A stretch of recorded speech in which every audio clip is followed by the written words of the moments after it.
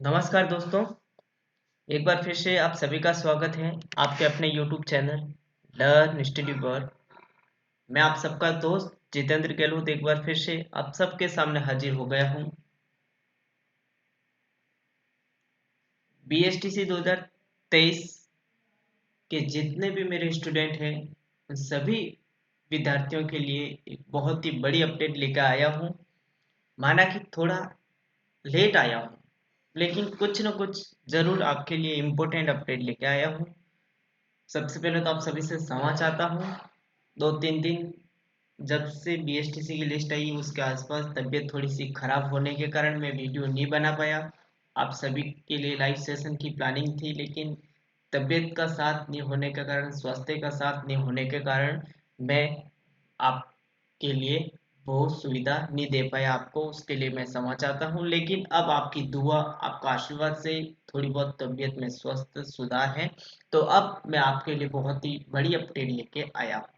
जैसे कि आपको पता होगा कि BSTC की फर्स्ट कॉलेज अलॉटमेंट लिस्ट पंजीयन विभाग ने जारी कर दी है, और आई होप आप सभी ने अपनी अपनी कॉलेज देख ली होगी कि मुझे महाविद्यालय अलॉट हुआ है या नहीं हुआ है। वो सभी प्रोसेस आपने देख लिया होगा। अब सबसे पहले तो उन स्टूडेंट की मैं बात करूंगा, उन स्टूडेंट को मेरी तरफ से बहुत बहुत शुभकामनाएं जिनको कॉलेज मिल गई है फर्स्ट लिस्ट के अंदर। भले दूर मिलो भले पास मिलो, कॉलेज मिल गई है, उन स्टूडेंट को मेरी तरफ से बहुत बहुत शुभकामनाएं।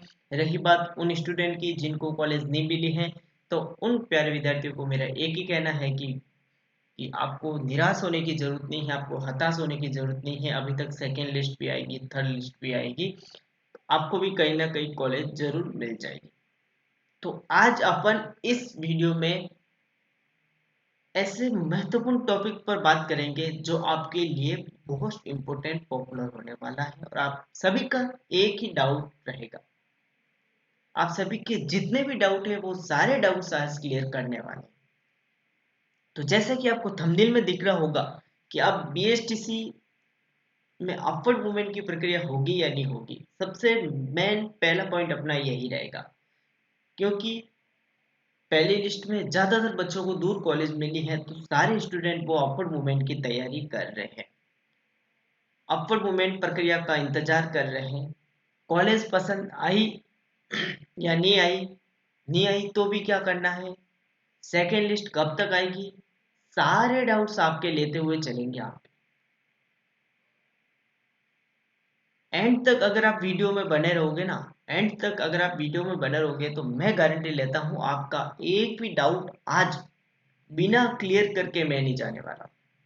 सारे डाउट्स आपके A to Z में क्लियर करके रहूंगा, भले मुझे लंबा सेशन ही क्यों ना लेना पड़े। तो आज के अपने महत्वपूर्ण टॉपिक सबसे पहले तो यही होंगे। सबसे पहला महत्वपूर्ण टॉपिक तो ये है कि अब कॉलेज रिपोर्टिंग आपको कैसे करनी है, कट ऑफ क्या रहेगी, सेकेंड लिस्ट की कट ऑफ क्या रहेगी, फर्स्ट लिस्ट की कट ऑफ क्या रहेगी वो बता बात कर देंगे अपन। सेकेंड लिस्ट कब आएगी, सेकेंड लिस्ट की कट ऑफ क्या रहेगी, कॉलेज दूर मिली है तो क्या करें, और main most popular important topic, upward movement होगा या नहीं होगा। PTT के जैसे BSTC में भी अपवर्ड मूवमेंट होगा या नहीं होगा, सबसे मोस्ट पॉपुलर आज का अपना टॉपिक। इस वीडियो के देखने के बाद भी अदरवाइज आपका कोई डाउट रह जाता है तो बिंदास आप कमेंट करिए। मैं खुद आपको आश्वासन विश्वास दिलाता हूँ कि आप जो भी कमेंट्स करोगे 24 घंटे के अंदर अंदर आपको उस कमेंट का सॉल्यूशन, रिप्लाई, जवाब जरूर मिलेगा। तो बिल्कुल आप कमेंट करिए कोई भी आपका डाउट रहता है। तो चलिए आज का वीडियो अपन बिना टाइम वेस्ट किए शुरू करते हैं। सबसे पहले तो टाइम टेबल, जो शेड्यूल है आपके काउंसलिंग प्रोसेस का, रिपोर्टिंग का, पैसे फीस जमा करवाने का, ठीक है ना, डॉक्यूमेंट जमा करवाने का, वो शेड्यूल प्रोसेस आपने देख ही लिया होगा। नहीं भी देखा होगा तो भी कोई बात नहीं, मैं वापस बता देता हूँ, आपको। ठीक है, चलिए। तो फीस आपकी 13,555 रुपये लगेगी।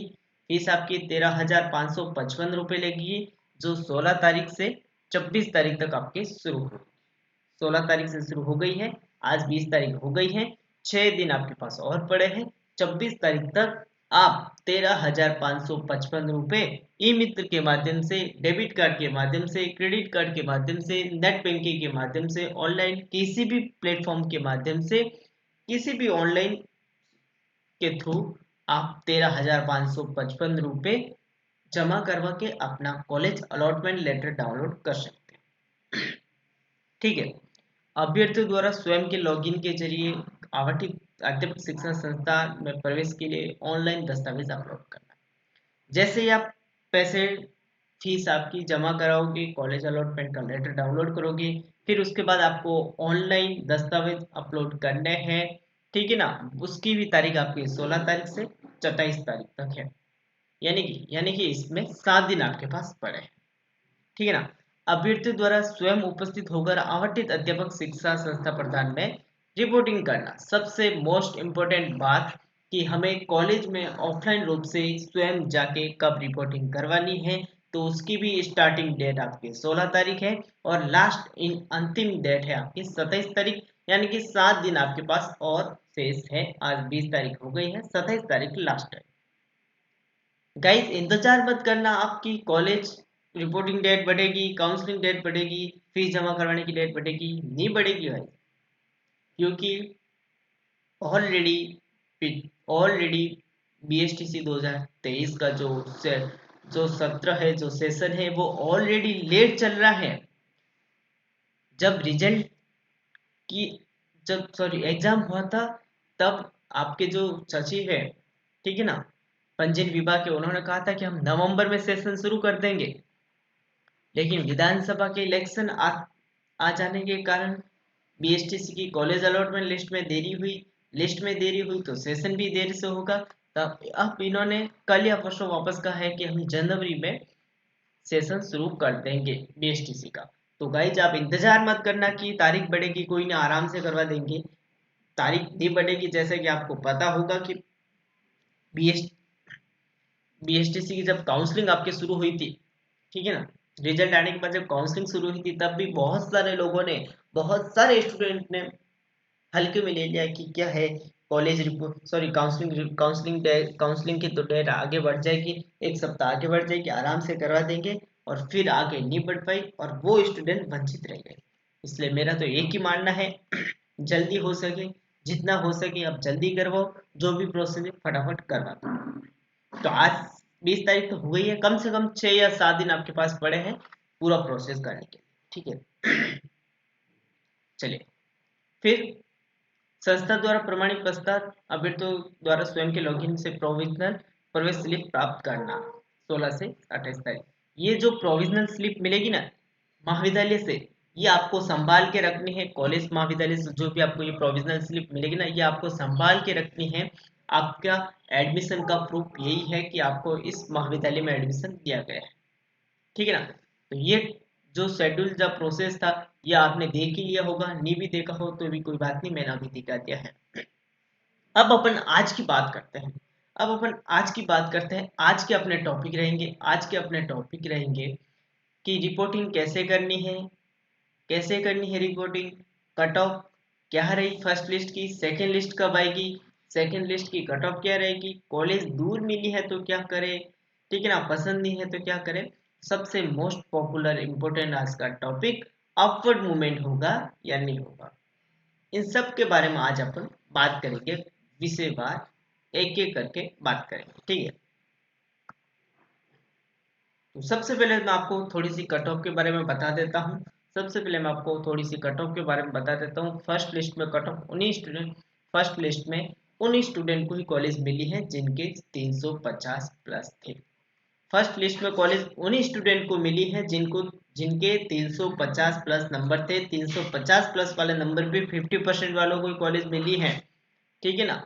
कट ऑफ बहुत ही ऊपर नीचे हुई है, तो 350 प्लस वाले जितने भी स्टूडेंट हैं उनको कहीं ना कहीं कॉलेज मिल गई है। और मैंने वैसे भी बताया था, काउंसलिंग के टाइम भी बताया था कि 350 प्लस वाले स्टूडेंट जितने भी हैं वो काउंसलिंग करा देना, फर्स्ट लिस्ट में आपको कहीं ना कहीं कॉलेज मिल जाएगी। लेकिन अब बात करें उन स्टूडेंट की जो 300 से 350 के बीच में है, अब बात करें उन स्टूडेंट की जो 300 से 350 के बीच में है, तो गाइज मैं आपको भी बता देता हूँ सेकंड या थर्ड लिस्ट में आपका भी नंबर आ जाएगा।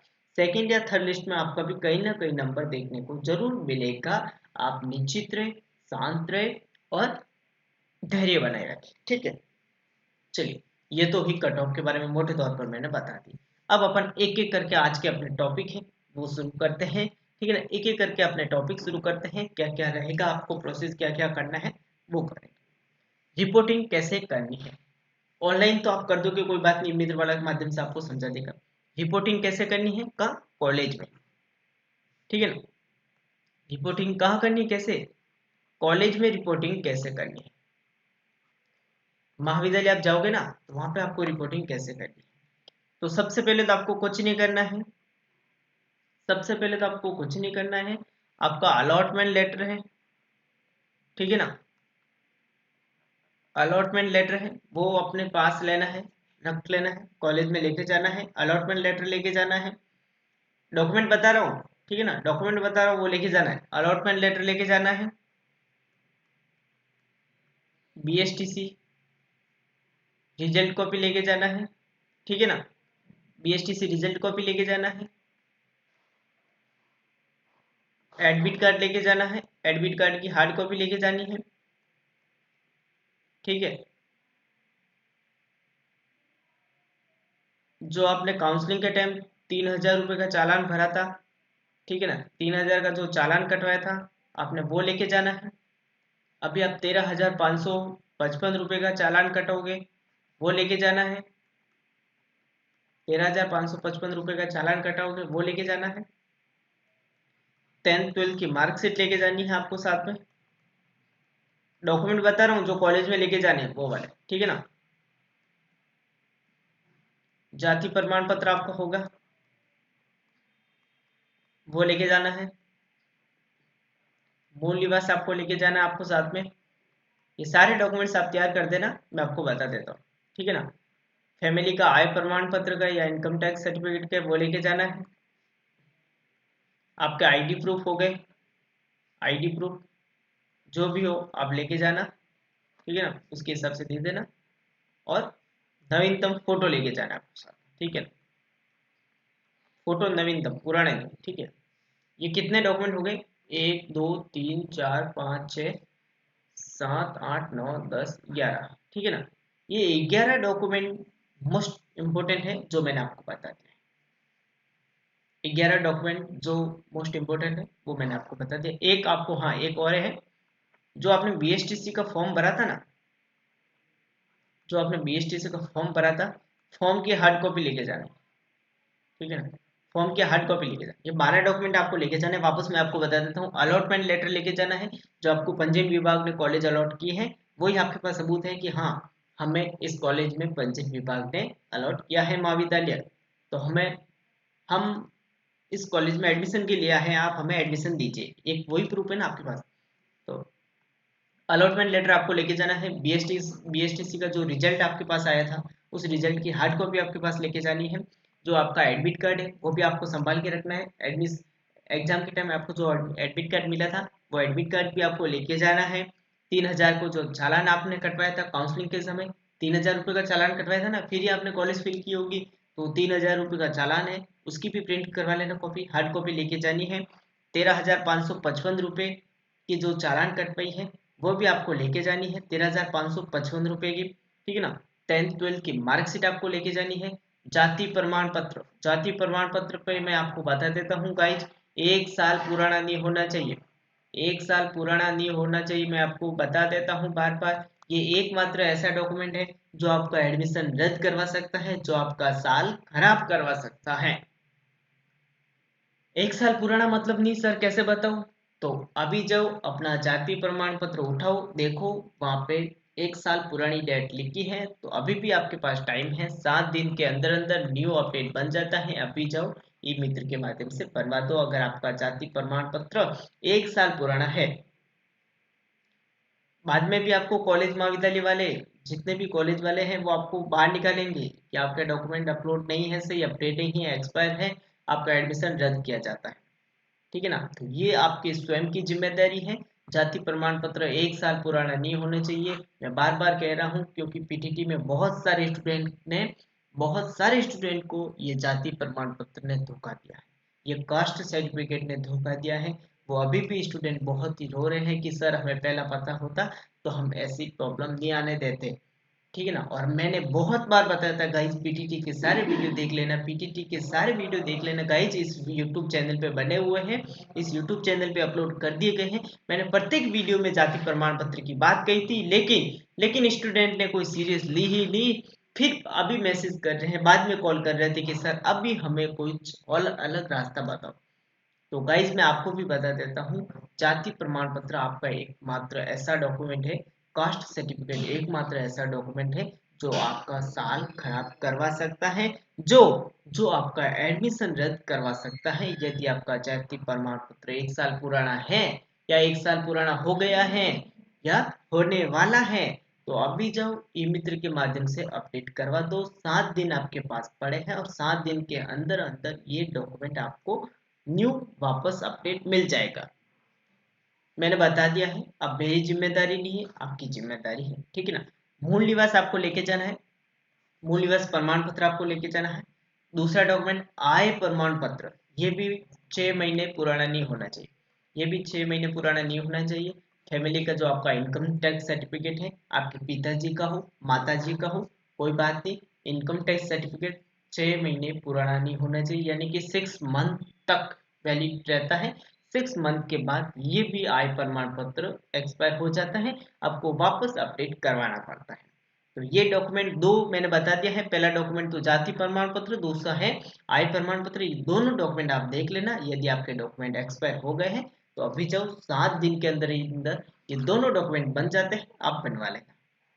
आईडी प्रूफ आपको लेके जाना है, आईडी प्रूफ में आपका आधार कार्ड हो गया, पैन कार्ड हो गया, ड्राइविंग लाइसेंस हो गया, जो भी है आप लेके जा सकते हैं। फोटो नवीनतम लेके जाना है, नवीनतम फोटो आपको लेके जाने हैं, और बीएसटीसी फॉर्म की हार्ड कॉपी लेके जानी है, जो आपने बीएसटीसी का फॉर्म भरा था उसकी हार्ड कॉपी आपको लेके जानी है। ये सारे डॉक्यूमेंट्स जितने भी मैंने बताए हैं, उन सभी डॉक्यूमेंट्स के आप दो दो सेट बना लेना, दो दो सेट बना लेना, यानी कि पर डॉक्यूमेंट की दो दो कॉपी निकालनी है। जैसे कि कॉलेज अलॉटमेंट लेटर है उसकी 2 कॉपी निकालनी है, बीएसटीसी रिजल्ट की है 2 प्रति कॉपी निकालनी है, एडमिट कार्ड की 2 कॉपी निकालनी है, 3,000 की 2 कॉपी निकालनी है, 13,555 रुपये का चालान है उसकी 2 कॉपी निकालनी है, 10th 12th की मार्कशीट उसकी 2 कॉपी निकालनी है। ऐसे ऐसे करके आपको 2 सेट बना देना है, ठीक है ना। दो दो कॉपी करके 2 सेट बना देना है, दोनों सेट आपके महाविद्यालय में जमा, ठीक है ना। ये सारे डॉक्यूमेंट्स मैंने बता दिए हैं, मोस्ट पॉपुलर जाति प्रमाण पत्र और आय प्रमाण पत्र मैंने बता दिया है। आई होप आप सभी को समझ में आ गया होगा। इसके बाद भी कोई आपका कमेंट, कोई आपका डाउट्स रह जाता है तो बिंदास आप कमेंट करिए, मैं विश्वास दिलाता हूँ आपको आपके कमेंट का रिप्लाई जवाब जरूर मिलेगा, ठीक है। चलिए आगे बढ़े अपन, आगे बढ़ जाएगा। चलिए अब बात करते हैं अपन कि सर सेकंड लिस्ट आखिरकार कब आएगी, कि सर सेकंड लिस्ट आखिरकार कब आएगी। तो इसमें अपन देखते हैं लास्ट आपके 28 तारीख तक का प्रोसेस है, लास्ट आपके 28 तारीख तक का प्रोसेस है, यानी कि 28 तारीख तक का जो first round, first college allotment है ना, उसका प्रोसेस है। तो गाइस मैं आपको बता देता हूँ, जैसे ही फर्स्ट राउंड का प्रोसेस पूरा होता है, जैसे ही फर्स्ट राउंड का प्रोसेस पूरा आता है उसके बाद आपकी सेकंड लिस्ट आना शुरू हो जाएगी, ठीक है ना। सेकंड लिस्ट में वही है, अपर मूवमेंट का रिजल्ट आएगा, सेकंड लिस्ट वही है, एक तो अपर मूवमेंट का रिजल्ट है, ठीक है ना। अपर मूवमेंट और सेकंड लिस्ट दोनों एक ही बात है, दोनों एक ही बात है, अपर मूवमेंट का है या अपन सेकंड लिस्ट का है, दोनों एक ही बात है, ठीक है ना। अब जिन स्टूडेंट ने अपर मूवमेंट कराया होगा उनका भी रिजल्ट उसी टाइम आएगा, और जिनको कॉलेज नहीं मिली है उनका भी रिजल्ट उसी टाइम आएगा, दोनों की लिस्ट एक ही बन के आती है, उसको कहते हैं सेकंड लिस्ट, ठीक है ना। अब सेकंड लिस्ट में कट ऑफ क्या रहेगी वो मैं आपको बता देता हूँ।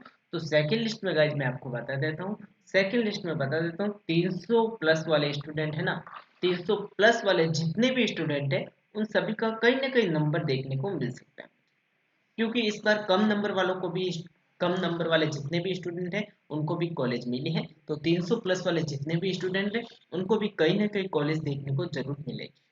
तो आप निश्चित रहे, धैर्य बनाए रखें, अपने आप में विश्वास रखें, आपको कॉलेज जरूर मिल जाएगी, तो सेकंड लिस्ट की बात करें तो 28 तारीख तक का ये प्रोसेस है, तो 30 तारीख के बाद आपकी सेकंड लिस्ट देखने को मिल जाएगी, ठीक है ना। यानी कि जनवरी में, यानी कि जनवरी 2024 में आपकी सेकंड लिस्ट देखने को मिल जाएगी आपकी, कि आपको सेकंड लिस्ट कब तक आएगी, जनवरी 2024 में आपको देखने को मिल जाएगी, ठीक है।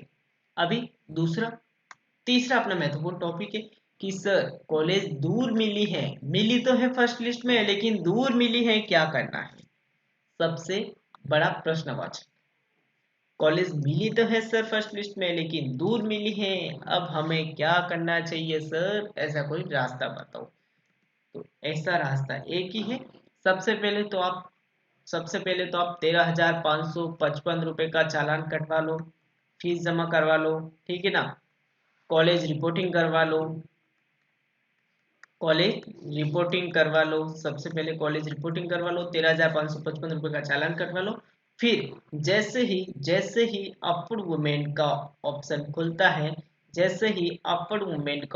खुलता है, आप सभी उस ऑप्शन पर क्लिक जरूर करवा देना। मैं विश्वास दिलाता हूँ, मैं खुद गारंटी देता हूँ, अपवर्ड मूवमेंट के थ्रू प्रत्येक स्टूडेंट को कॉलेज मिलती है। जो स्टूडेंट अपवर्ड मूवमेंट करवाता है ना, 100/100% उन स्टूडेंट की कॉलेज चेंज हो जाती है। तो आप निश्चित रहिए, अगर आपको कॉलेज दूर मिली है तो डरने की बात नहीं है, निराश होने की बात नहीं है। आप अपने फैमिली को समझा देना, आप खुद समझ जाना, 13,555 रुपये का चालान कटवा लो, कॉलेज में रिपोर्टिंग करवा लो, जो भी प्रोसेस है वो पूरा कर लो। और जैसे ही अपवर्ड मूवमेंट की प्रक्रिया शुरू होगी, मैं आपको खुद स्वयं यूट्यूब के माध्यम से बता दूंगा।